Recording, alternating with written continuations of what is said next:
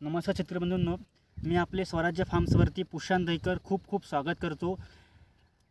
अमावस्या आहे, उद्या पोळ्याची अमावस्या आहे। पोळ्याची अमावस्येच्या रात्री किडींचे जे काही पतंग असतात ते पतंग जास्त प्रमाणामध्ये सक्रिय असतात। यामुळे काळोख्या रात्री पतंग खूप प्रमाणामध्ये अंडी घालतात पिकांवरती। मग तो कपाशी असो, तूर असो, सोयाबीन असो किंवा इतर आपल्या खरीप हंगामामध्ये घेतले जाणारे जेवढे काही पिकं असतो त्या पिकांमध्ये अमावस्येच्या रात्री जास्तीत जास्त प्रमाणामध्ये पतंग हे अंडी घालतात।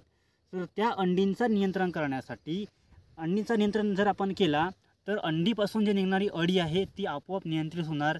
मग ती कपाशीवरची बोंड अळी असो, मग आपल्या मक्यावरची लष्करी अळी असो किंवा मग सोयाबीन पिकावरची अळी असो, कुठल्याही पिकांवरच्या अळ्या असो, त्या अमावस्या संपल्यानंतर लवकरात लवकर त्या नियंत्रित करणे खूपच गरजेचं आहे।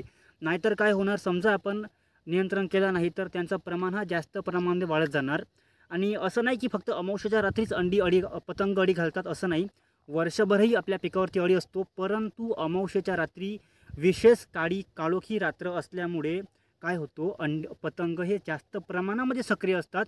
त्यांचा सक्रियते असल्यामुळे काय होते की अंडी ही जास्त प्रमाणात घातल्यामुळे आपल्या पिकावरती जास्त प्रकोप होते। आणि समजा आपण अमावस्या संपल्यानंतर 3 दिवसाच्या आत जर फवारणी घेतली नाही तर आपलं कपाशी पीक समजा पाते धरण्या अवस्थेमध्ये असेल, कळी अवस्थेमध्ये असेल किंवा मग फुलधारणा अवस्थेमध्ये असेल, एकदा अळी फुलाच्या आतमध्ये गेली, कळीमध्ये गेली, त्याच्यानंतर अळीचा नियंत्रण कितीही वरून फवारण्या मारल्या तरी लवकरात लवकर होत नाही। म्हणून आधीच आपण अंडी नियंत्रण करून टाकायची। अंडी नियंत्रण केली की येणारी जी अळी आहे ते नियंत्रित होतो। आणि कधी पण स्पर्शजन्य कीटकनाशके घ्या किंवा विषजन्य जे भेटेल ते। आता जसं की तुम्हाला मी काही फवारणीच्या कीटकनाशके, रसशोषक अळी नियंत्रण करण्यासाठी काही सांगणार आहे। आपल्या व्हिडिओच्या डिस्क्रिप्शनमध्ये इंस्टाच्या कॅप्शनमध्ये आपल्याला अळीच्या जे काही कीटकनाशके आहेत त्यांची मी उत्तम माहिती दिलेली आहे, ती नक्की वाचा। मी तुम्हाला जनरल नावं सांगते, ते तुम्हाला ह्याच्यामध्ये घ्यायचे आहे। अंडीनाशकामध्ये सर्वात सुंदर आहे मेसी नावाचा एक कीटकनाशक आहे। त्याच्यानंतर मेसी नाही भेटली तर प्रोपेक सुपर घ्या, प्रोपेक सुपर नाही भेटला तर कोरिको नावाचा सुमिटोमो कंपनीचा एक आहे तो घ्या, नाहीतर मग सरेंडर आहे परिस ॲग्रोटेकचा तो घ्या। ह्या 4 पैकी तुम्हाला जे कोणतं अंडीनाशक भेटेल ते एक घ्या। त्याच्यानंतर तुम्हाला रसशोषक कीड नियंत्रण करायची आहे, तर रसशोषक कीड नियंत्रण करण्यासाठी तुम्ही आपला पोलीस घेऊ शकता। घरडा कंपनीचा पोलीस आहे, त्याच्यामध्ये फिप्रोनिल आणि सोबतच त्याच्या इमिडाक्लोप्रिड आहे। ते नाही भेटले तर थायमिथॉक्झॉन आहे, धानुका कंपनीचा अरेवा नावाचा। त्याच्यानंतर इतर आपल्याला रसशोषक कीड नियंत्रण करण्यासाठी भेटू शकतात। पुन्हा तुमच्या पिकावरती आता पाऊस चालू आहे, बरेच भागामध्ये पाऊस चालू आहे, तर बऱ्याचशा ठिकाणी आपल्याला पिकावरती रोग दिसून येतो। तर रोग नियंत्रण करण्यासाठी तुम्ही समजा पिकाची वाढ 3 फुटापर्यंत असेल तर टिल्ट घ्या। टिल्ट हा बुरशीनाशक काय करतो, बरेचदा पिकाची हाईट काही दिवसांसाठी थांबवतो, पिकावरचा रोग नियंत्रण करतो। आणि त्याच्यासोबतच आपल्याला परत दुसरा एक आहे प्रोपिको नावाचा, तो घेऊ शकता। आणि सोबतच पुन्हा अवतार नावाचा एक आहे। परत आपला असे खूप सारे आपल्याला भेटून जाणार। आपल्या व्हिडिओच्या डिस्क्रिप्शनमध्ये मी त्यांची माहिती, त्यांचा डोस उत्तमरित्या दिलेला आहे, तो नक्की बघा आणि योग्य ती फवारणी घ्या।